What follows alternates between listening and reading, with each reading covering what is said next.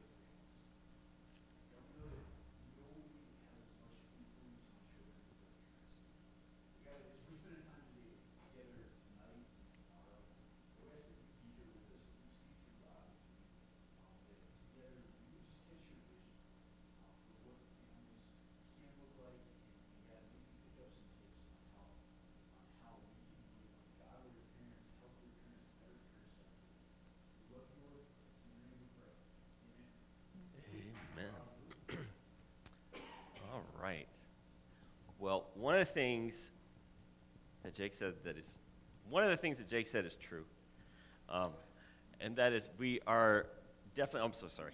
We are about being as practical as we can be, and so y'all are so good. I just want you to know that. Yeah, because you're here is the thing. So these tickets here, I'm gonna tell you, you don't want to lose this.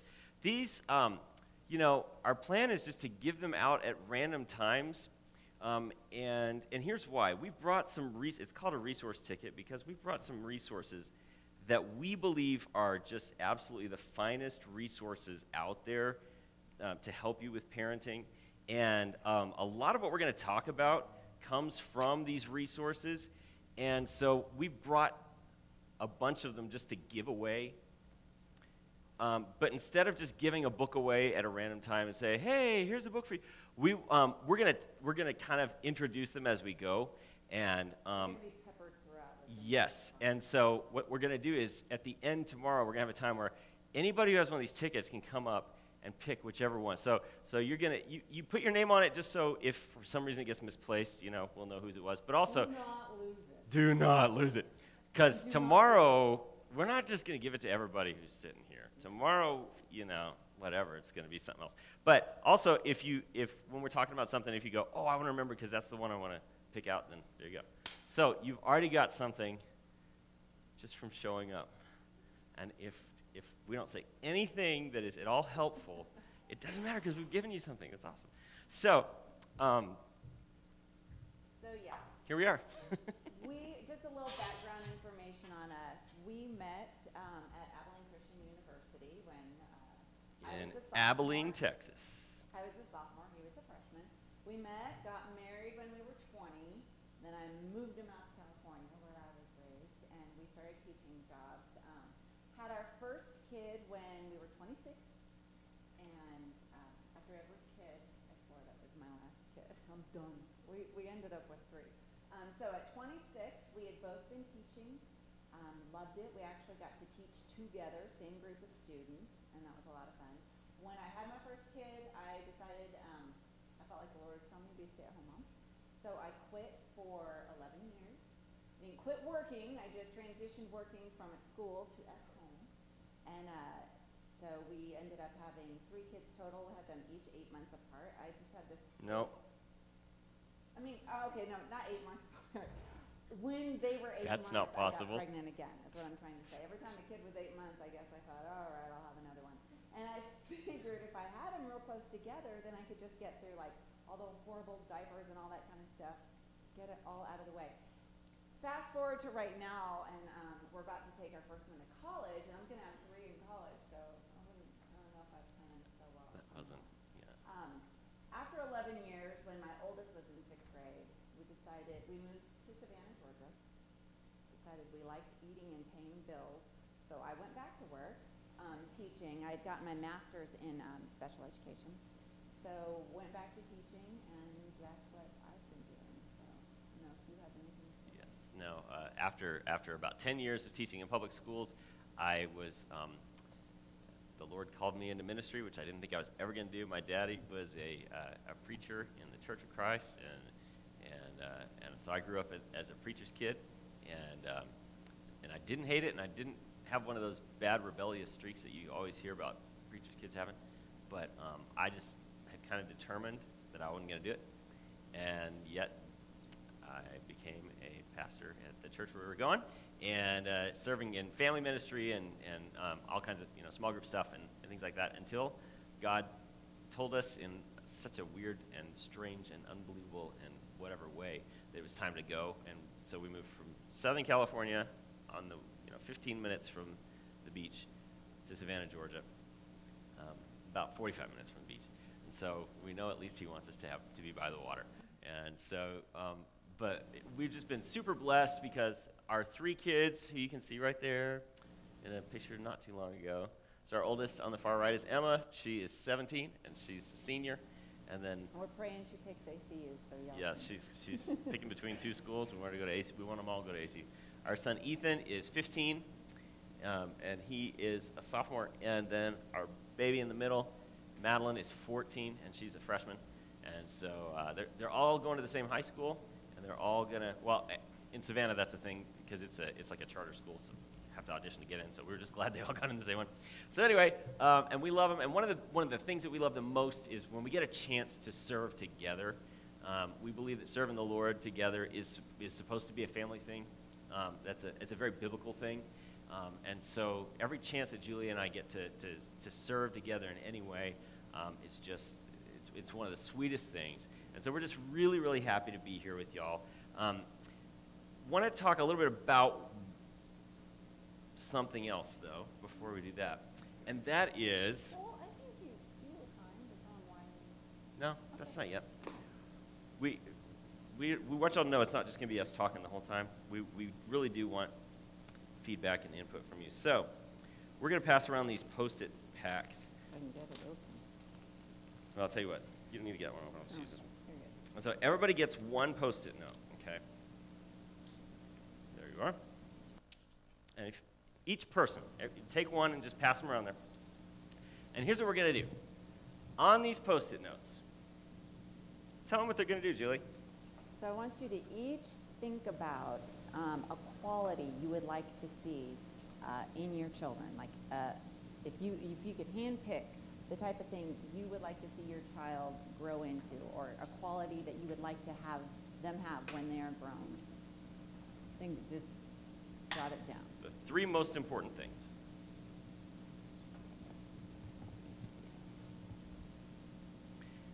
And we could stick them right here. When you're done, just you left yourself out. 3 things. 3 things. 3 things. When your child is grown and left home, they exhibit these 3 qualities. Any 3 qualities. It can only be 3. I know, but it acts the same as yours.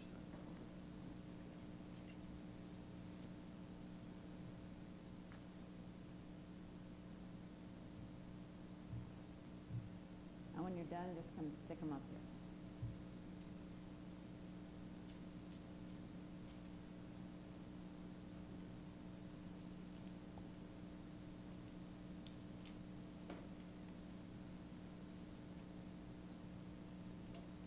Right here on the edge.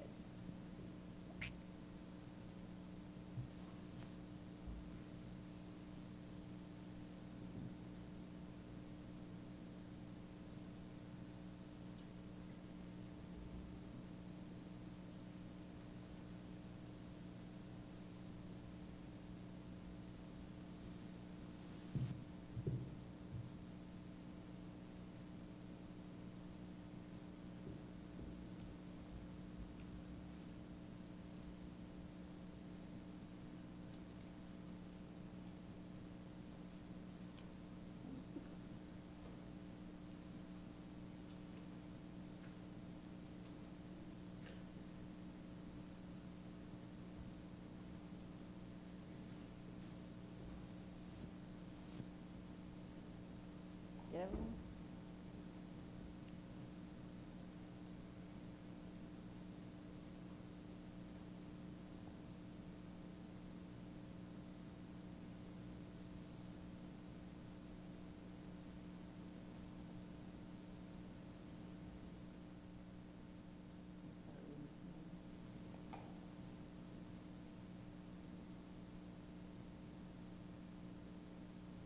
I don't think this It is. No, there's a very specific reason why we're doing this. This is not like one of those where it's like thank you, sir. Where it's like infomercial, like, and when you leave, we're going to show you the 3 tricks to make these 3 things happen. Because that's silly. Serving the Lord and educated and polite, commitment, work ethic, selflessness, desire to seek God, kindness, strong character. humility, honesty, disciple, faith, motivation, compassion, godly, generous, compassionate, honest, believer of Jesus, kindness. Compassionate, wisdom, discernment, honesty, perseverance, kindness, love, trust, integrity. And these are all the correct answer. So congratulations. Phew. But here's the thing. Now, if these are the outcomes that we want from parenting, plus 3 more things, let me tell you. You're never going to guess who wrote them. Honesty, belief in God, and kindness. Now, if these are the things that we really, really want for our kids, then those should be the things that we're focusing on, right? But I don't know about you, we have found that in our parenting that we spend much more time focusing on things like what they should not be doing and the things that they should be doing. And it's all about behaviors, but it's not about qualities. And, you know, what we really kind of want to impress is the idea that if we really want these to be the things, because this is, you know, nobody wrote up here that they will brush their teeth every day or that they will make their bed, you know, or take out the garbage, you know, when they're grown. And yet, so much of what we spend our time focusing on, and it's not that those things are not important. However, if those are the only things, and if you're like me, you find that some days that is all that has your parenting has consisted of for the entire day is don't do this, don't do that, do this, do that. Instead of, you know, finding ways that I can go, hey, let's talk about commitment, or let's find a way to instill integrity into them. Let's talk about ways that we can really give them experience that helps them to build character. And so that's really what we want to talk about, kind of turning it on its ear. We're going to be, everything that we're going to do is going to come from the book of Ecclesiastes in Scripture. So right now, you have access for free to the text that everything is based on. If you have a Bible and you want to follow along, you can. If you don't, that's okay, because we'll read through. The book of Ecclesiastes is a book that was written by King Solomon, David's son. And it's a book of wisdom literature, and not going to lie, it's kind of a downer sometimes when you're reading it. But I want you to know, I don't think there's a better place in Scripture for us to draw what it is to really be the right kind of parent, the kind of parent that God wants us to be. You know, there's all kinds of scriptures elsewhere that talk about parenting. There's, you know, in Ephesians, there's this one that gets thrown in my face a lot, Ephesians 6:4. Fathers, do not provoke your children to anger, but bring them up in the discipline and instruction of the Lord.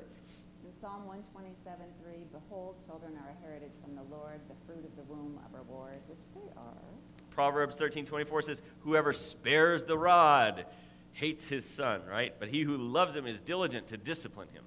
Proverbs 22:6, train up a child in the way he should go, and when he is old, it will not depart from him. And the thing is, so there are places all throughout the Bible where we can find good teachings about things that a kid should do. And even some of those are addressing certain behaviors. But when we just kind of pull these things from different places, it sounds more like a list of rules and like, okay, it's a checklist, and I better make sure I get all these things right, which we as humans have a tendency to do that. We just say, okay, give me the checklist, give me the basics, I can do that, and we'll get it done. But the other thing, and this to me is maybe the most important part about it, those all address the child. And it is important that we talk about the child.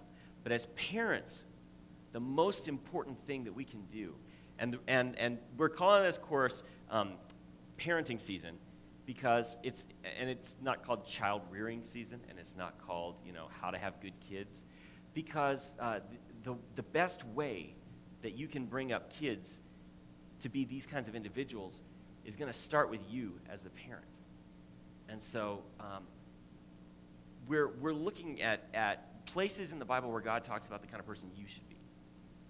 So when we got together to talk about this class, we were, you know, now that we've gone through those birth, toddler, preteen, and now we're into the teen years, we looked at how every different stage required different things of us, physically and emotionally and spiritually. And so as we talked about that, we're like, it really is just been different seasons of our lives. We've had to fix this, you know, change that, adjust that.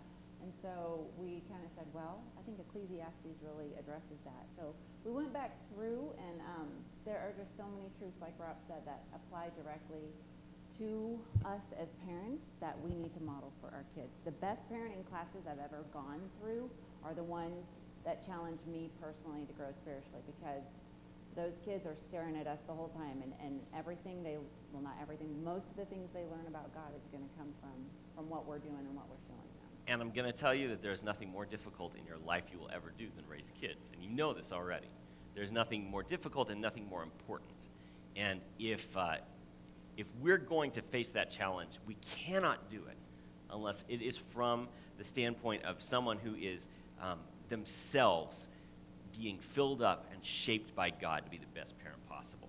So we're going to kind of start off, and it's going to be kind of depressing, because the beginning of Ecclesiastes is just talking about how everything is meaningless. And so just know it will have an upturn. But the whole theme of this first chapter is about how life without God at the center will destroy your family. So as we go through these things, it's all when you don't have God as the center of your home, what kinds of things can manifest themselves in that home.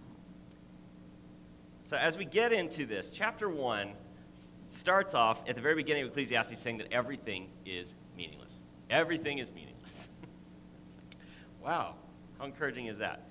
But you need to understand there is a phrase that occurs over and over in your Bible as you read through this, and you will see it. As Solomon is writing this, he says, everything under the sun is meaningless. That phrase, under the sun, comes up over and over and over again. And the best scholars say that under the sun, it's not just a phrase talking about everything in the world. Under the sun specifically addresses this idea that it's things in the realm of the world. In other words, this is life without God at the center. This is the world that surrounds us under the sun. So it starts right off at the beginning. These are the words of the teacher. He was the son of David. He was also the king in Jerusalem. Verse 2, meaningless. Everything is meaningless, says the teacher. Everything is completely meaningless. Nothing has any meaning. There may be no one else in the world who is more familiar with this exact philosophy than parents. Have you ever felt like it's completely meaningless? You know, have you ever, for instance, you clean up the whole kitchen and get everything looking real great, and then the kids say, hey, I just want to pour a bowl of cereal or something. And how it is that bowl of cereal being poured right there ends up all over the entire kitchen, and you're just like, wait a minute, I just spent 20 minutes getting this thing cleaned up, and in 4 seconds you've just destroyed it. Yeah, verse 3 says, what do people get for all their work? Why do they work so hard on this earth? And so I know you guys have felt like this. I mean, how many times have you swept the pile and your child just runs through it and it goes everywhere? Or I remember when my kids were so little and I wanted Emma's hair to look so cute, and I would spend forever, like I was so happy when she could finally wear pigtails, and I'd get them in the little pigtails and get the bows, strap her into the car and walk around. By the time I got in my seat, she'd pulled everything out. I mean, those are just little examples of you pour your time and it just kind of feels like it was all for nothing. And then he continues on in verse 4, people come and people go, but the earth remains forever. Verse 5 says, well, I'm sorry, I shut you off. That's okay.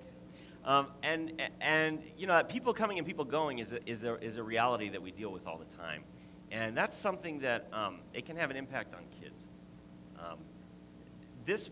What's so great about this book is it has so many truths, and these are things that, especially in this first couple chapters here, where it's talking about how harsh things are, we don't want to ignore them, because this is the world we're living in. People do come and people do go. You know, our kids have seen 2 of their grandparents die, you know, in not too distant past. They've had friends that have moved away. We live in a very transient place. There's a couple of big military bases. And so a lot of their friends come in because their dad's in the Army, and then they get, you know, assigned to go somewhere else. Or maybe, you know, they moved to a church in Montana or something, you know. And so, you know, people come and people go. And that's a reality. That's something that we have to face. And how our kids are going to deal with that is going to depend on how we deal with it. And how willing we are to be just honest about that, you know, that it's not fun. Verse 5 picks up with, the sun rises, then it sets, then it hurries back to where it rises. The wind blows to the south, then it turns to the north, around and around it goes. It always returns to where it started. Every stream flows to the ocean, but the ocean never gets full. The streams return to the place they come from. And so you just get this real sense of day in and day out, doing the laundry, cooking, dinner, over and over. And I'm someone who loves routine. Like, I thrive on routine. Like, I could eat the same thing every day for a year, I think, and then I never want to see it again. But I'm a very routine-oriented person, but I find that you just kind of get caught up in this. If you're not careful, you get caught up in this kind of just machine of just day in, day out, and before you know it, you have a daughter going off to college. And so, real quick, how many people here have kids who are younger than 5 in your house right now? Oh, God bless you. I don't know why anyone complains about the teenage years. Like, those toddler years, I feel like were the hardest ones ever. How many have kids who are between the ages of 5 and 10? All Okay, right. some of the same ones. Anybody have teenagers? All right. Tweens? They're- All right. All right. Well, you know, here's the thing, especially when they're young, one of the things that we found to be true is one of my favorite quotes I've heard is the idea that the days are long, but the years are short. And you know this to be true. You just think about, I remember when I was 10 years old, I thought the world was never going to move, to the next day. And now I feel like every time I wake up, another year has passed, And that's just the world we live in. And if God is not at the center of it, that has a lot of meaninglessness to it. Mm-hmm. Verse 9 of chapter 1 says this: everything that has ever been will come back again. Pegging their jeans and parachute pants and all that good stuff, high tops. Everything that has ever been done will be done again. Nothing is new on the earth. Now, here's an interesting thing. Nothing is new on the earth. Verse 10 says, there isn't anything about which someone can say, look, here's something new. Have you noticed this before? Like, every time somebody says something's new, and you're like, well, and, this is another truth that our kids are growing up in this world where anytime someone says, hey, look at this new thing, they believe it's the new and the best and the greatest, right? I mean, have you heard about the iPhone, I mean, and this is the world that they're growing up in. They're growing up in this culture that says, you gotta have the newest, you gotta have the latest, because anything that was before this was meaningless. This is where it's at. And of course, as you see with something like the iPhone or any new technology that you buy, before, a week is out, it's not the new thing anymore, And that has a real impact on kids. They start to have this kind of sense, I didn't grow up in a world where technology was advancing as quickly as it is now. But our kids are growing up in that world. And that has a real impact on their worldview because things that are just so cutting edge right now are going to be absolutely yesterday. I remember when Emma was very small and we went to the LA County Fair and we saw the very first flat screen TVs and they were amazing. And for one about this big, I was like, this will never catch on. It was $12,000 for a TV this big. And now I go to Walmart and they've got a 55-inch TV and it's, $400, and it's just kind of crazy. But things, so there's another verse that I don't want to look over, and it's verse 11, and it says this: no one remembers the people of long ago. Even those who haven't been born yet won't be remembered by those who will be born after them. And that's another sad thing, isn't it? It's like you're going to work so hard to be such a great parent, and then someday you're not going to be here anymore, and your kids will remember you, but their kids might not. I mourn the fact that my kids were pretty young when my dad died, and they just don't really remember much about it. And then there's other things that are really devastating to me, things that were so important to me when I was younger, that I feel like should be so important to my kids. Have you ever tried to show your kids a movie that was so pivotal to that your you childhood? Just loved, like you really connected Like, with, or a toy or something? This like that? defined my childhood. Okay, so here's, just for fun, here's a clip of something that was pivotal to And both probably Julie's. y'all don't even know what it is. Yeah, that's the okay. sad Some thing. of you won't. You'll But be it was like our pivotal kids to were. Julie's and my upbringing. But so picture a child of today watching this, and guess what our kid's response was?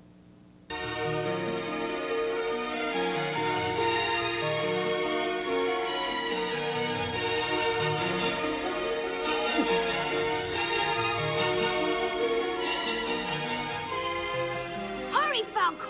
The nothing's everywhere! Don't worry. We'll reach the boundaries of Fantasia. Do you know where they are? I have no idea. Then how do we find a human child? With luck. Faster, Falcon! Faster! We have to hurry! All right, hang on tight.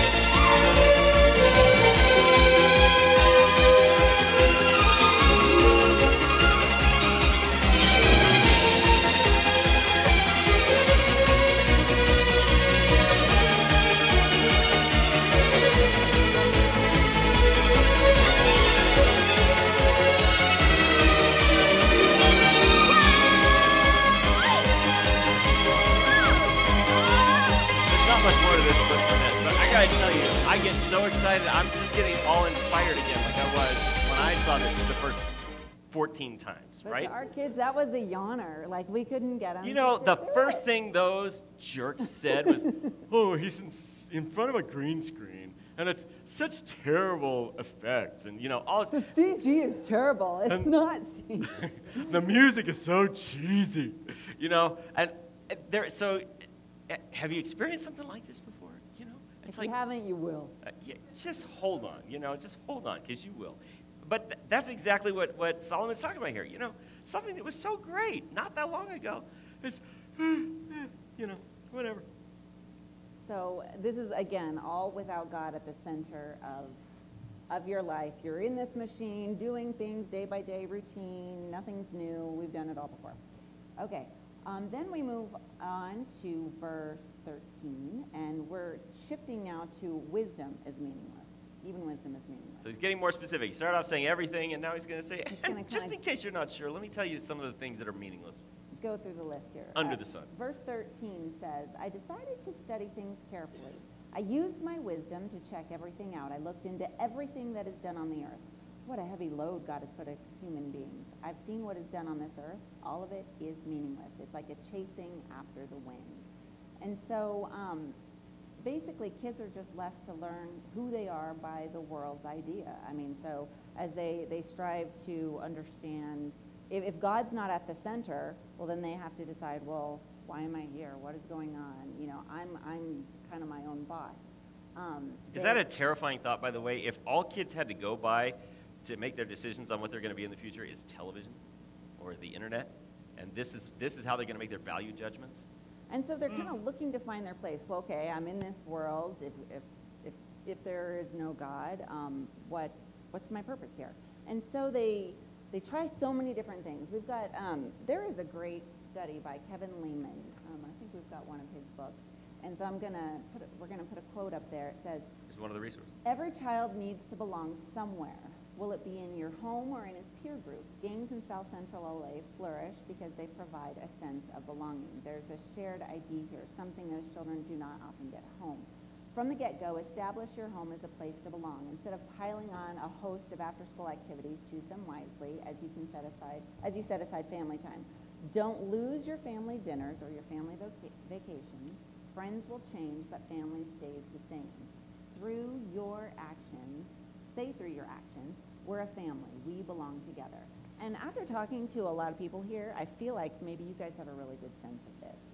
It wasn't the type of environment I grew up in, and so this was kind of revolutionary to me, that it's really important that your kids know they belong in your home. They know they belong around your dinner table. You don't need to have them in 5 different activities. We went through a class on this, and one of the things that stuck out to me the most was let your child choose one thing at a time to be in. And so we just kind of adopted that. Extracurriculars, Yeah, yeah. one extracurricular. We just kind of adopted that motto, and that's what we did with our kids, and it ended up saving financially too. But I mean, we wanted our kids to be at the dinner table telling us about their day, and we didn't want to be running around, you know. And there still is some of that to a point, but not nearly as much if we let them do everything that they wanted. However, on the flip side of that, one of our kids would be perfectly content not to do anything. So there's this whole idea of balancing the experiences they get, let them have those, but realizing relationship, being rich in relationship is even more important than that. So for him, we have to encourage him to get involved with other people, but we like to stick to that one thing. Because if you think about it, when I was a school teacher, the last year that I taught, I had a group of highly gifted kids, and these were kids in grade 6 in Orange County, California. Very driven culture, very high, fast-paced kind of, you know, high achievement, you know, aiming for wealth and all that good stuff. In grade 6, they already knew which middle school they needed to go to in the district, so that they could get into the right high school in the district, so that they could get into the right University of California, okay? So, and because of that real sense of pressure that they had, their parents had them in, every day they were in dance and violin and karate and going to, you know, SAT, I kid you not, SAT tutoring in grade 6, you know, and it was, you know, Hebrew school and Korean and Chinese school and you know, catechism or all these different things. And on top of that, they're going to be the next, you know, professional soccer star. And so, and they're so busy doing all these things that they don't have one place where they're like, and this is where I rest, and this is where I have my sense, because I kind of belong over here, I kind of belong over here, I want to be this, I want to be this, I want to be this. And you can imagine, they just get really confused and confounded. And what Kevin Lehman is saying is they just don't have a sense of belonging anywhere. And that, I mean, can you imagine growing up with that and then leaving home with never having established a sense of belonging? Is it any wonder that the world that's not centered around God is filled with these people who just go looking for love in all the wrong places? And to that, I think it's really important. I remember when my kids were young, I kind of had to come to this crossroads of I had to make those choices for me too. I had to choose. I can't always go out with my friends when I want to. You know, there were certain things and they were doing things and, you know, going out and getting dinner or something like that, and I felt left out. And I had to finally just say, for a season, I'm going to have to kind of, not that I totally denied myself having any fun with friends, but I just couldn't do it as often as I wanted to. And I kind of had to just put that on the altar and say, right now, I'm needed right here, and I had to give up sometimes with my friends. I couldn't always leave or go do it, or I couldn't, at that time, we didn't have DVR and all that, so I couldn't always go watch the TV. I remember being so stressed to get my kids to bed so I could watch my TV show. And then I just had to finally say, you know what? That stupid TV show is always going to be there. My kids aren't. So we can model saying no to things for our kids. Verse 15 says, people can't straighten things that are crooked. They can't count things that don't even exist. You know, this speaks to the nature of civilization. It doesn't matter how much it advances. It doesn't matter how much, you know, how much we learn. You know, the Human Genome Project is a group of some of the most advanced scientists in the world. And they have been dedicating decades and decades of their work to trying to figure out all the mysteries of one thing. And it is the single human cell. They still have not cracked the mysteries of it, you know. And after all this time, and you know, they'll never figure out the human brain, ever. It's just so complex beyond what we can ever grasp. And that's, Solomon was saying this 3,000 years ago.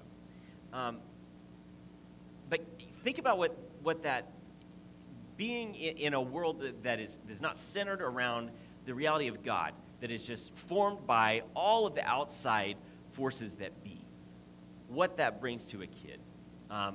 There is such an emphasis on technology, and you may have seen this, and if you haven't seen it, you will. And this is something that is really a great thing for us as parents to be cautioned about, and that's just technology and the use of it. There's a real thing called tech depression. and it hits kids. And it's something we got to be aware of. You know, there's an article that I found from the Wall Street Journal, and it says, at first blush, it seems as if our smartphones should keep us better connected than ever through an endless stream of texts, instant messages, voice calls, social media interactions. But as smartphones have become ubiquitous over the past decade, the proportion of Americans who report feelings of chronic loneliness has surged to 40% from 15% 30 years ago. The psychological burden is particularly pronounced for those who don't balance screen time with in-person interactions. Face-to-face conversations immerse us in a continuous multi-channel sensory experience, only a fraction of which can be transferred via text or video message. Communicating solely through technology robs us of the richer neurological effects of in-person interactions and their potential to alleviate feelings of loneliness and depression. Have you ever thought about that? That stinking phone in my pocket could be causing, and I have the maturity, more or less, to figure out when to put the stupid thing down. But kids who are getting these things younger and younger and younger, they don't have that discernment yet. And so this depression, by the way, he's not talking about among adults. The largest population that are hitting this depression, and you've probably seen this, it's in kids. It's in, you know, and that age is getting, it's in roughly around the 12 to 14 year range, and it's getting younger and younger and younger because access to it is getting, you know. Are y'all depressed yet? I know. I teach middle school, and it's alarming how many kids are having to take medications because they're depressed.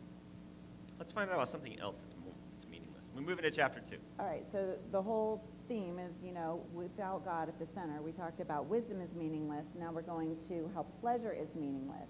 So basically this chapter is just going to go through every type of addictive behavior, the way people are looking to find pleasure. So we'll kind of break that down. Chapter 2, verse 1, I said to myself, come on, I'll try out pleasure. I want to find out if it's good. But it also proved to be meaningless. Laughter doesn't make any sense, I said, and what can pleasure do for me?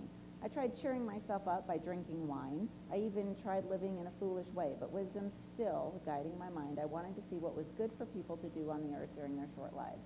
So right there you've got substance abuse, okay? Then we go on. So I started some large projects. I built houses for myself. I planted vineyards. I made gardens and parks. I planted all kinds of fruit trees in them. There you've got workaholism. Skipped down to 8. I stored up silver and gold for myself. I gathered up treasures of kings and their kingdoms. Materialism. We go on. I got male and female singers. I got many women for myself, women that delight the hearts of men. You got sex addiction. I became far more important than anyone in Jerusalem had ever been before, and in spite of everything, I didn't lose my wisdom. Approval addiction. On to verse 10. I gave myself everything my eyes wanted. There wasn't any pleasure that I refused to give myself. I took delight in everything I did. Gluttony. So it just kind of breaks it down, every single type of things that we struggle with when we're looking to find what only God can give. So what's kind of interesting is verses 12 through 14, he says, I decided to think about wisdom, which is kind of an interesting thought. I want to think about wisdom, you know. I also thought about foolish pleasure. What more can a new king do? That's what Solomon was when he wrote this. Can he do anything more than others have already done? I saw that wisdom is better than foolishness, just as light is better than darkness. The eyes of a wise person can see things clearly. A person who is foolish lives in darkness, but I finally realized that death catches up with them both. You know, it was 1,000 years after this that Paul was writing to the Corinthians, and he said something really interesting in 2 Corinthians chapter 7, verse 10. He said, worldly grief produces death. You know, what's been spelled out so far all throughout Ecclesiastes is worldly grief. You know, because if everything's meaningless and everything is pointless and there's nothing that I can do that's of any consequence, that's going to give me some grief, and it produces death.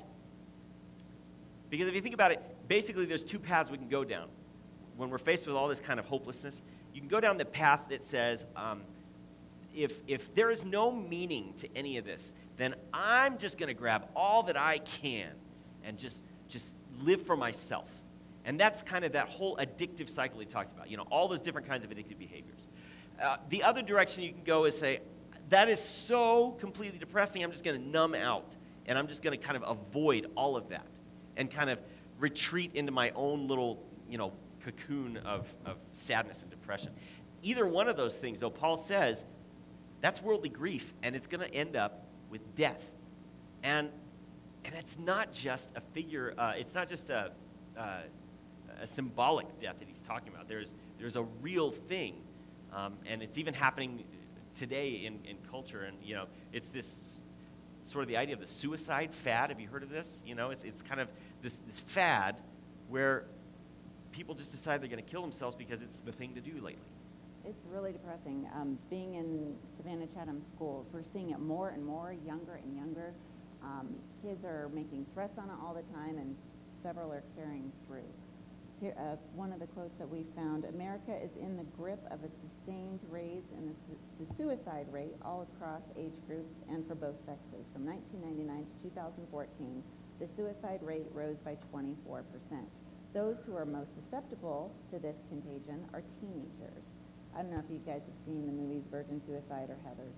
Suicide clusters, as the phenomenon is called, occur with few exceptions among those 15 to 24 years of age. As in many things, adolescents are more imitative in suicide, said David Phillips, a sociologist at the University of California, San Diego. Look at hairstyles, slang, clothing styles, popular music. Adolescents are much more preoccupied with copying than older people. Their identity is not yet formed, so they're concerned with looking like others. Suicide is an advertisement way out of your problems, he says. And as with any advertising, if it's repeated, it's more effective. And it is. It's completely depressing. We, in our district, had a first grader commit suicide because of something somebody put on Twitter about them. And I can't imagine a first grader coming up with that idea. I think it's just that it's happening more and more, and they're seeing it in their homes. It's depressing. And, the thing that's crazy about it is these aren't people who have given up on life and, what we typically associate with someone who has suicidal behavior. They're finding that it's just, it's the next thing that kids are doing. Oh, is that what kids are doing these days? Okay. And if there's no God in their life, what's the point? What is the point of all this? And so on that note, we're going to take a break. It does get better, I promise. Well, or does it?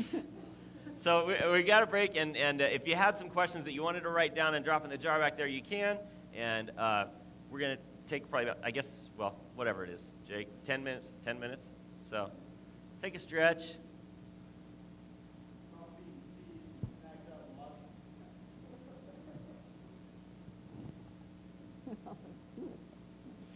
Yeah.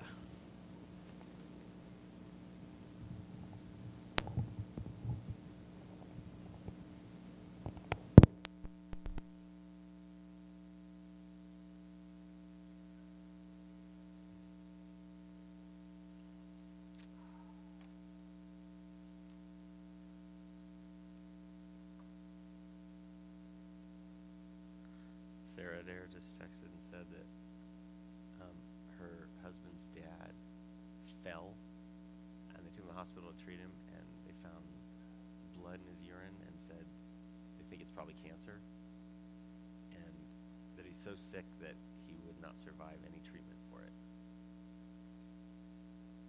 So from nothing to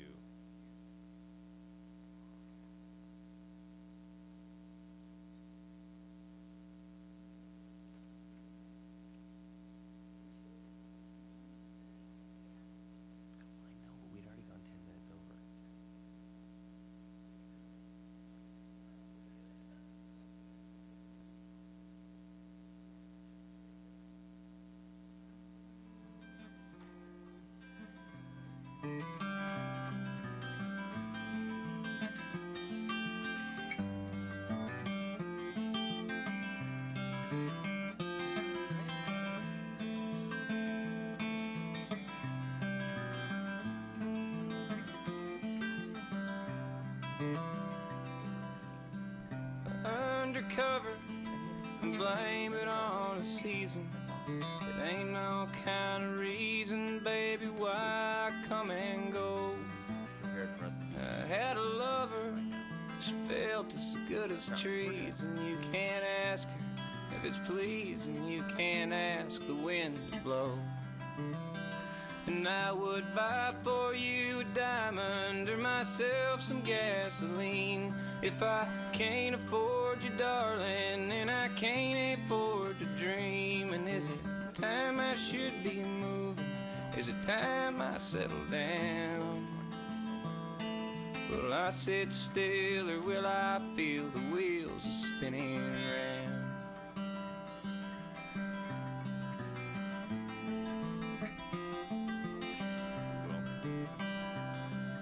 Texas. Well, I ain't the brightest bird that ever flew.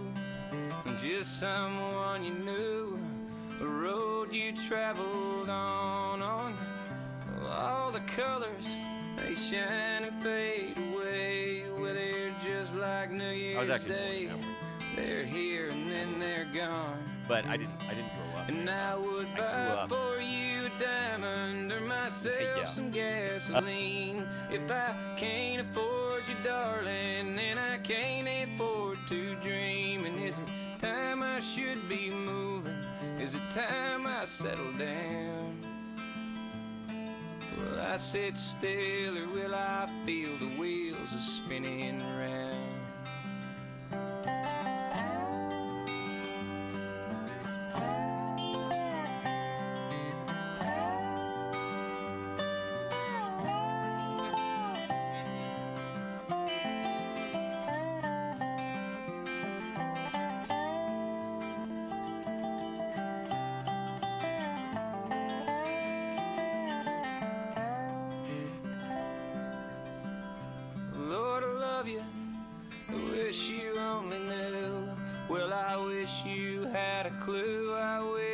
Had a clue, you know, but I'm stuck here in Tulsa with my Oklahoma blues, with a pair of concrete shoes that got me sinking pretty low.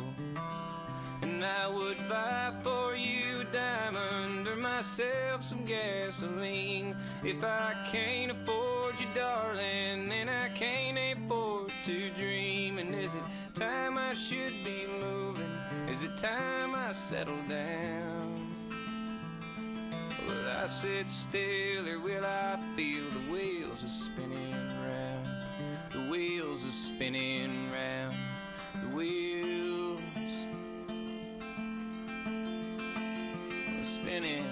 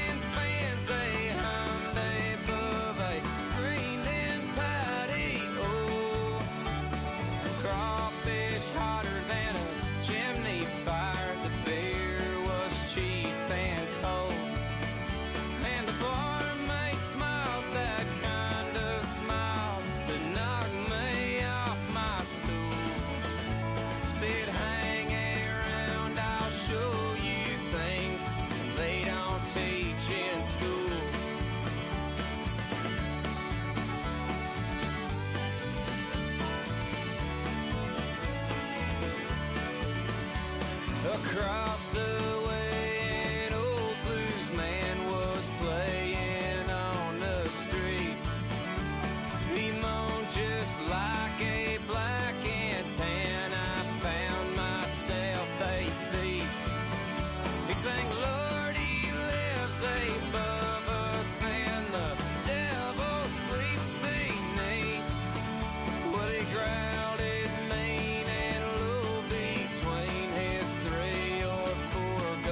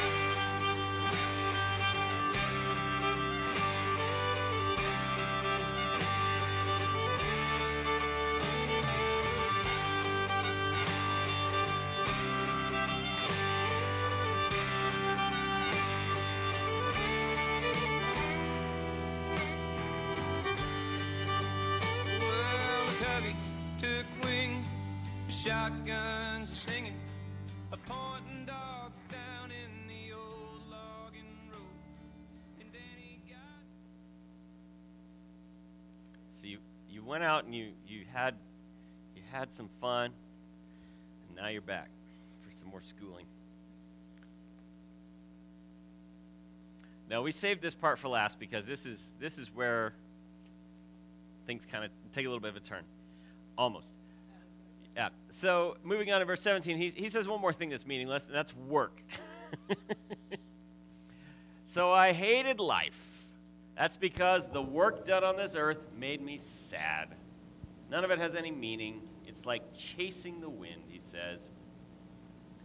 And we get, everything to this point has just kind of painted this picture where suffering is random, and it's unfair, and it's unpredictable, and life is chaotic. And this is the worldview for people who don't have God at the very center of their lives. And that's children or parents, It's no wonder that the state of things is as bad as it is, out in the world, and it's probably worse than we realize. All right, so in chapter 18 picks up with, I hated everything I had worked for on earth. I'll have to leave all this to someone who lives after me, and who knows whether that person will be wise or foolish. Either way, they'll take over everything on earth that I've worked so hard for. That doesn't have any meaning either. So just kind of getting caught up in just working for more and more money, just working for more and more things, and just thinking, a lot of kids, we were just talking today about, just chatting just a second ago about these parents giving their kids so much so early and just thinking that's what I'm supposed to do, that's what counts. I just want them to be happy. It's not always the best thing. That's right. And so verse 20 says this, so I began to lose hope, you think, because of all my hard work on this earth. And if this is all that you have, if this is all there is, if all you have to look at the world through is just kind of this realization that the wisest man to ever live, because Solomon was given the supernatural gift of wisdom from God, and in all of his studying and all of his observation and his experimenting with all kinds of different things, if this is the best that he could come to, then I don't think I'm going to come to anything better than that, everything is ultimately meaningless unless there's something more to it. Okay, so it kind of has this shift in verse 24.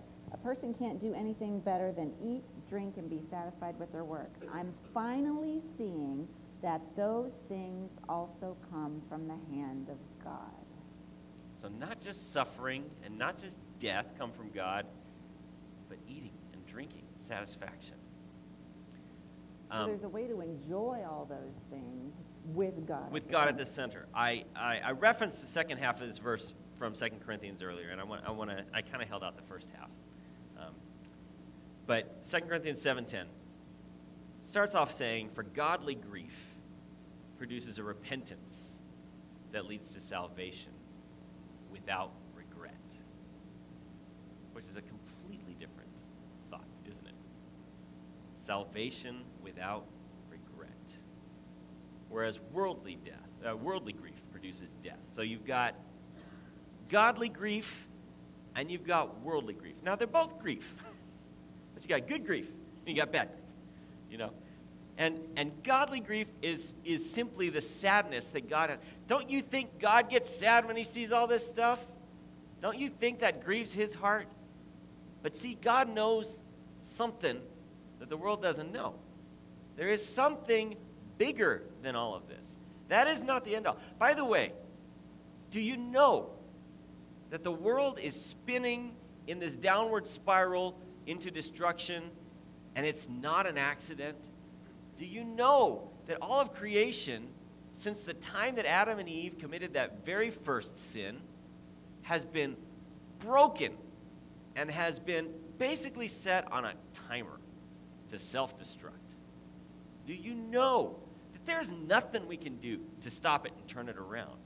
That anytime anybody says, we're going to have world peace, we're going to end hunger, I just look at him and go, you're delusional. You're not going to, because God does not intend for that to happen. They want heaven, and they want to create it. And God says, forget it. I'm the only one that can do that. So when you grieve over the world, grieve over it as I do.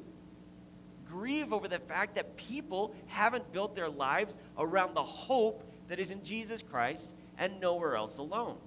So you're raising kids in this world. And so tomorrow we're going to be talking more about, okay, so the world's yucky and it's going downhill fast and we can't change it. So how do we raise our kids in a world like that? What I love about this book is it tells us that it's not a matter of if you're going to experience pain or not. And we really need to teach this to kids at the youngest age that we possibly can. Because we have this tendency to go, oh, don't worry, things will get better. You know, don't be so sad about that right now. And we're not going to, hand down this super depressing dose of despair. But there's a lot of pain being There's a lot of pain in the world, yeah, being a kid. And the opportunity that we have is instead of ignoring it, or instead of saying, hey, we'll get through this somehow. Maybe it'll get better someday. To look a kid in the eye and say, yeah, this stinks. And yeah, this hurts. But why don't we see what God can do with this? Because I don't understand why this is happening, but I know that God does. And I trust that God is big enough to take whatever mess we have here and do something amazing with it. And if kids can hear that message from a young age, they're going to grow up with this idea that it doesn't matter what the world throws at them, or it doesn't matter what their friends or whoever else says about how bad things are getting. They're going to have this sense inside that says, well, yeah, but that's not the end. And so that's what's so important. And that's really what we're hoping that as we go through this together with y'all, just as we've seen going through Ecclesiastes, life with God is pretty awesome. And I love that Solomon spells it out first by saying, by the way, have you noticed how bad it is without God? So we hope that you will be back tomorrow, because there's a lot of really great stuff. It's not a matter of if we're going to suffer or not. It's what do we do with this now? Trusting the sovereignty of God. And there's a whole lot about that. So, now we have time for questions. I didn't see any in there, so you must not be embarrassed to ask questions. So, who has a question? About anything? Whatsoever. Jake said you were a very, very inquisitive church. So.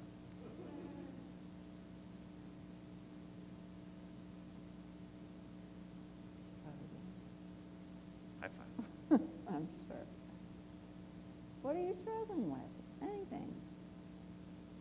Any? Here's one. Yes, ma'am.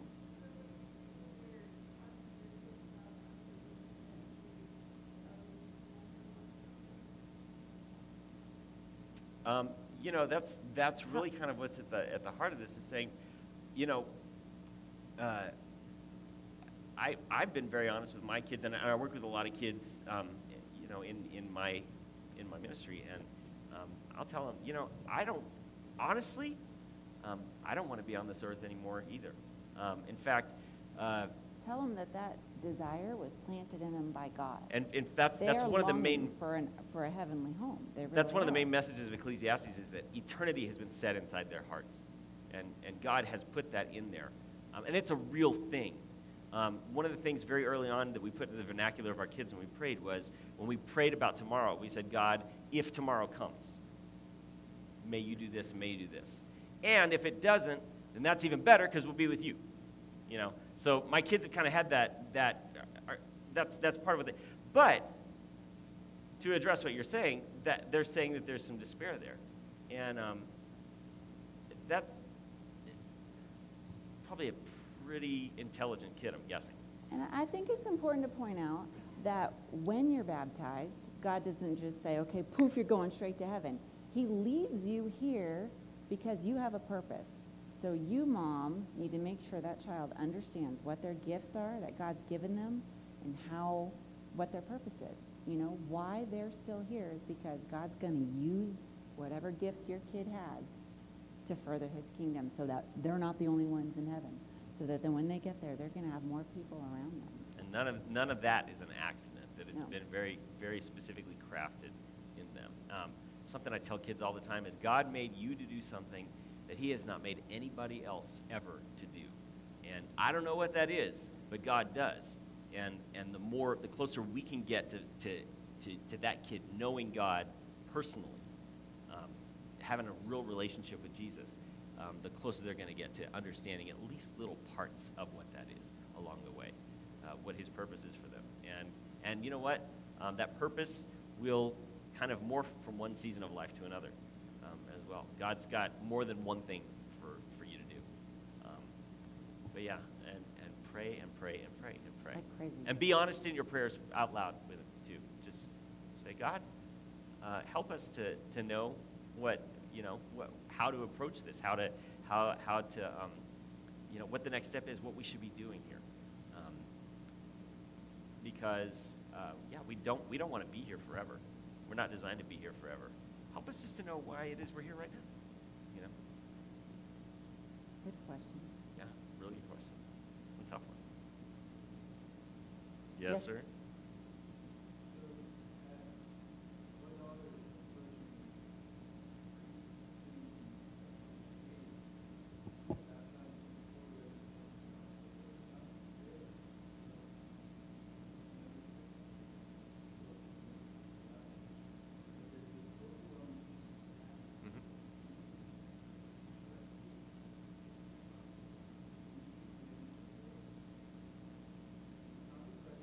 Right.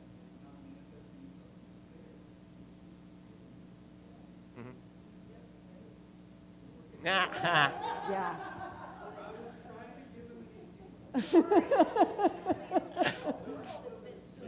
Yeah. Mhm.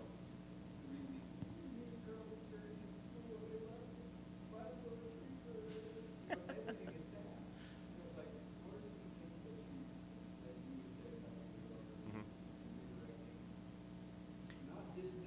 Right. And one of the things that adds to the complexity of that is, the whole Freudian thing of, your daughter is going to get much of her sense of self-image from you, Yeah. And so, and a lot of that actually rests in that to get some daddy-daughter time, I think, has been. And, because you're not alone in this. We've experienced this as well. And a lot of it is that there's just so many things, especially as they're getting into these teenage years. Girls, whether we like it or not, are getting this very distinct image in their mind of what they're supposed to look like and how they're supposed to act and, relate to boys and all that kind of stuff. And just, having that time. And I don't know, have you given her a chance to ask you questions about it? Yeah. Yeah. Imagine that. But yeah, that's a really important one, and just giving her that chance to just have your ear, and for you to listen generously, which is it's a tough discipline to do. But also a lot of it is in that sense of purpose and giving her that sense of. Donald Miller wrote that book, Blue Like Jazz, and we heard him talking about it one time, and he said the thing is that's so important is the notion of story. It's not just about entertainment. Every person is wired to love story because that's what intrigues us. And every one of us, in some way or another, sees our life playing out as a story. And we all want our story to be the most interesting that it can be. And so his charge was, as parents, we need to provide the most interesting, intriguing, engaging story that we can, the narrative for our kids that we can while they're in our homes. Because if they're not getting an interesting enough story from us, they're going to go somewhere else to find it. And so if there's that lack of that, so and a lot of that is just in the way that we're telling, using language with the kids, like, being a follower of Jesus is not about being religious and not breaking rules. It's an adventure. And when we can do things like take them out of their comfort zone, which I think you've done, right? And honestly, like, y'all have a unique situation, which we had a kind of similar one, to say, hey, do you know how risky this was for us? Do you know how scary this was for us? Do you think just any kid could handle doing that? Like, look what he's brought you through. Like, Look what Indiana you've done. Jones didn't do this, you know, and Yeah. his life was a nonstop adventure, you know, and, you know, just kind of helping them to see it in those terms, you know, and even getting, you know, a lot of times that sense of emptiness just comes from one of the things that I've seen it with kids is because they have this sense of inequity in the world. They have this sense of, you know, that justice is not what it should be. So basically, we've got two kids, I think, here who have arrived at the same conclusion that Solomon did at the, you know, the height of his wisdom. And just saying, yeah, you know what? So the world's a crummy place. Let's see if we can do something to make it better, you know? And in whatever way that is, you know, especially as it pertains to her interests or her gifting, especially. But the more affirmation she gets from you, sir. And the more reminders of all the things God's brought her through in the past. Look, Yeah. he brought you through this, he brought you through this, he's going to bring you through this. Yes, sir.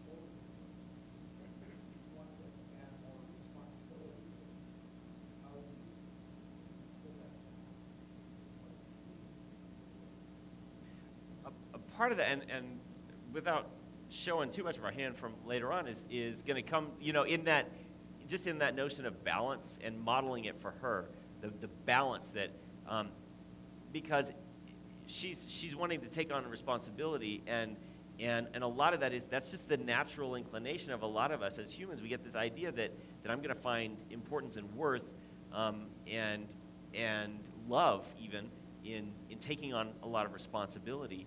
But balancing that out with the importance of rest and of enjoyment of things. Are you saying she's choosing those things over relationships? Or? No, what I'm saying Over fun. is choosing those responsibilities. Mhm. She wants to take over with the responsibilities of the Ah, yeah. you know, and it's that, you know, because as I'm asking the question, yes, it's good, she needs to learn the responsibilities of what the Mhm. she's wanting to go way beyond. Ah, okay. Take both of those different things, and it's like, it's that balancing act. Yeah. And, you know, look at that, like you say, that's part of what we're all about. But that's one of the things that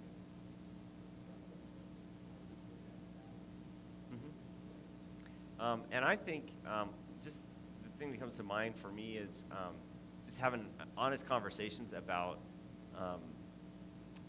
how I have to submit myself to God's authority, and I have to, because even though I'm the dad, and this is a real tough one for me.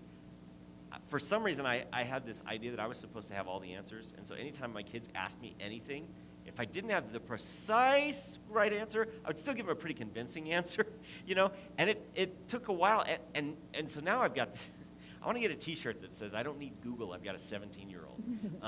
Because she knows everything, right? and so I've kind of got some, unknitting or something to do. But just that the idea that,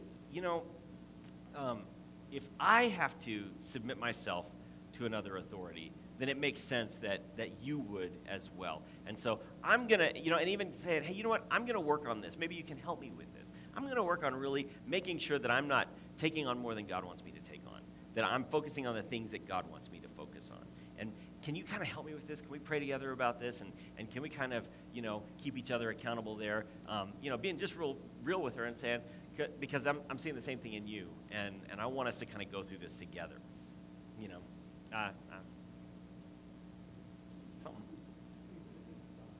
Something. Yes, ma'am.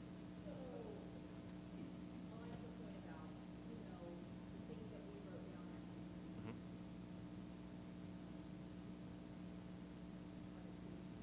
Right. Yep. So I guess my question, or I want to hear your thoughts about the balance, because I feel like while my kids are young, that's how I teach them. Sure. And that's how Mhm. I teach them to be committed to God. Like a lot of that does play on like, pick that up, and like, don't you pick that up? Right. On that, and don't want to all day. But, and like, I don't want to spend my day doing that. Right. And there are a lot of days that I feel like that's all I did. Mm-hmm. But at the same time, I thought, I don't know how else to instill those things in my kids while they're little. Sure. Instead of waiting until they're 15 and got it. And I think a lot of it is more just about the language that we couch it in. So it's not just do this, but it takes for us as parents stepping back and going, all right, so I need to give them a better why of why we're doing this, And granted, when they're little, I think I think culture has given really little kids way too much credit for having reasoning skills. I'm sorry. They can't reason it out. And so they just need to be told in black and white, and sometimes told on the right. And I get it. There are some kids that doesn't necessarily work with, but by and large, we're not going to be able to reason with kids, or we're not going to be able to explain something on a philosophical level to them. But as they get older, just kind of saying, hey, by the way, do you know why we do this? Do you know why we do this? The best way I can think of about this is, when I think about my walk with Jesus, and I think about the things that I want to do and the things that I don't want to do, it can become very much about behavior modification, and that's not how he works on me in my life. What he does is he works on me by loving me through and by saying, hey, you know what? Yeah, you've messed up. And we're not going to ignore that. We're going to stand here together. We're going to look at it. We're going to work on it together. But we're going to work on it through the process of our relationship together. And so in the time that they're ready to understand some of these concepts, then we say, hey, you know what? You know why we pick things up? Because God has given us so many neat things, and he wants us to take good care of them. So, hey, let's show some good stewardship here and take good care of these things. Hey, do you know why you go to bed at this hour? Because you know what God did on day 7? He rested. God didn't even need to rest. He wasn't tired. I know you're not tired. God wasn't either. But if he did it, maybe, so we rest because God created rest for us, And if that still doesn't work, no, I'm just kidding. Yeah. No, that will work. But when We have a little friend named Benadryl. No. It is really hard. And when my kids were really little, Kevin Lehman was so good because, and it's really hard to do, but he really talks about reality, discipline, and letting the reality of their actions be their discipline. So they don't pick up anything, and the house is a mess, and there's going to be a natural consequence to that, whatever. Yeah. They refuse to wear a jacket. It's freezing here, okay? I don't know if you guys have kids that don't wear a jacket. Let them go without the jacket. Let them freeze. They leave their lunch. Every day you have to remind them, get your lunch, get your lunch. Let them go without lunch. They will not starve. Just let that starving You got stomach. the kid that doesn't wake up to his alarm, who This doesn't was get real up. hard. Yes, and we got one of those. Doesn't wake up to their alarm, and so guess what? They're gonna miss the bus for school. And okay, so I have to take it. But what Kevin Lehman says is he calls up the school and says, can I talk to the principal? I've got a child who is going to be about 20 minutes late to school today because he slept in. He wouldn't wake up to his alarm. I want you to please administer the strictest punishment you can for him for being late to school today. Not excusing him. Please take care of this. You know, Don't run I mean, their homework to school. yeah. I mean, whatever it is, just let them the experience natural, those natural which, consequences. you know, and again, that doesn't apply to everything. You can't make it apply to everything because, you know, it may take a while for the natural consequences of not brushing their teeth to really hit in, and that ends up being a lot more expensive Or for it's us. just a but- bummer. We're not going to be able to play tonight because you didn't clean up your toys. So you're going to have to go to bed earlier because, or you know, whatever it is that you had planned on doing, you're not going to be able to do because now everyone's got to take time to clean up the toys you wouldn't clean up. And I found that for me, the problem has mostly been because I was, it's not what I was telling them to do, it was the fact that a lot of times it was a reaction, you know, instead of responding to them, it was infused with frustration and emotion. Instead of being very, you know, just like she said, I'm really sorry It's a bummer. that you decided not to do that. I really am, you know. Unfortunately, because of that, we're not going to be able to, you know, watch Elmo tomorrow. It's such a treat for me. But, you know, just... But this yep. really is a good. Yeah, so this is a good one. It's a real, by the way, every one of these resources that we're showing you, there's 5 of each of them, so don't feel like They're you're going all to have really to fight good. over them. But yeah, everything that we're going to show you is stuff that we've, I mean, like, found to be excellent, excellent stuff. Don't, no, Oh, well, no. okay. I know what you want to do. So, our featured resource today. All right. Anything else? Y'all are awesome. Uh-oh. Yes? You don't. You've got a dog. That's right. Moxie.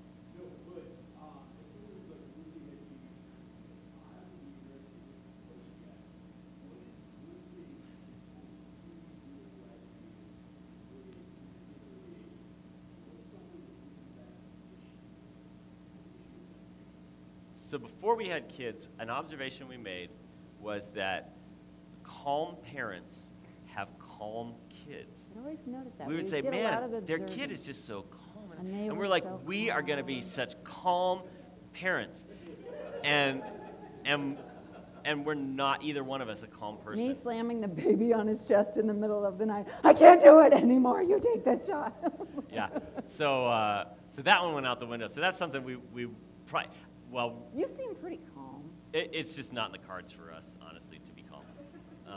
But before we came here, we were talking about all this parenting stuff, and I asked our kids, I said, what is just something you are really glad we did as parents? Like, looking back over the 17 years, what is something?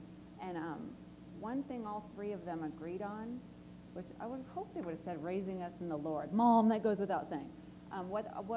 They all 3 said was teaching them about money, like from the very beginning, giving them those little accordion. Well, we'll talk about We're it. going to talk all about that, but just teaching them how to handle money. Now it's not an issue for them, and I'm not saying they don't ever have problems, but that was one thing that they had said. And that's something that it was a huge omission in my upbringing, which is why I don't carry the checkbook. And what was something we wish we didn't do? Our we wish we had. firstborn, and your firstborn is such a guinea pig, but it was just Yeah. really hard on her. Like, looking back, I didn't. I felt like we got on to her way. We were so concerned. We felt so judged. Not that people were even judging us or giving us Nobody's the time watching. of day, but you just think everyone's looking at you and judging who you are by the way your kid acts. And I just wanted her to be perfect and have everyone think we were the perfect parents, and we were really hard on her. And what that ends up doing, though, is after a while they kind of figured that out, that my parents are treating me this way because they want me to be a good reflection on them, and it puts a ton of pressure on the kid unfairly.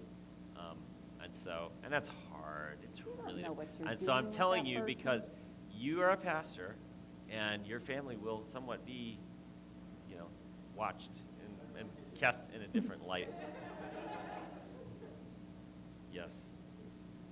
I think that was, yeah. She speaks for me in that regard. And with the boy, we wish we hadn't given him fruit first. Yeah, don't feed your kid fruit first, or they're only And the ever baby going to want food, sweets their yeah, whole life. he only wants dessert, ever. Sage wisdom. That's right. We're full of things not to do. In fact, we've got a minute. I started writing down all. Yeah. I remember my mom lives with us. We're very blessed to have her live with us. She's given us so much advice. But when they were real little, I'd go to her and I'd say, "What did you do when we did this?" And she'd say, "Well, y'all never did that." "Well, what did you do when I did that?" "I don't remember you ever doing that." And so I decided, I was like, she's just forgotten everything. So I kept this book of all the bad things my kids were doing, so that when they grew up and said, "What did you do when I did that?" I could say, "Hang on, let's see, what did I do?" And I have these pages written out. Now looking back, I just laugh. I was just, you're a parent. Of course, I'm the pastor, and I'm like, what does 1 Corinthians 13 say about love keeps no record of wrong? She's like, it's not like that. It's not like that. I just want to. It's a scrapbook. I don't want to forget. But it is pretty funny to go Yeah. back and read. Yeah, good times. All right. Well, if there's nothing else, I would like to close this out in a word of prayer. Father, we thank you for this time, and I just pray that that you will speak through your word by your Spirit into the hearts of each one of us to know what it is, every one of us, to do as you've given us this incredible privilege of speaking life into the next generation and of modeling your love and your compassion and your grace. And I thank you that you have no expectation of us to be perfect parents, that there's no such thing, and I just thank you that that burden has been lifted because you're the only perfect parent. So we look to you to guide us, to instruct us. And we thank you that your word is just filled with amazing wisdom. And so I pray that you planted little seeds in our hearts and our minds, and that as we rest tonight, that you'll even cause some of those things to grow and to take root, and that every one of us will be able to walk away from this time just maybe 1 or 2 degrees different, but closer to how you want us to raise the kids that you've put in our lives. We love you, we thank you, and we lift all this up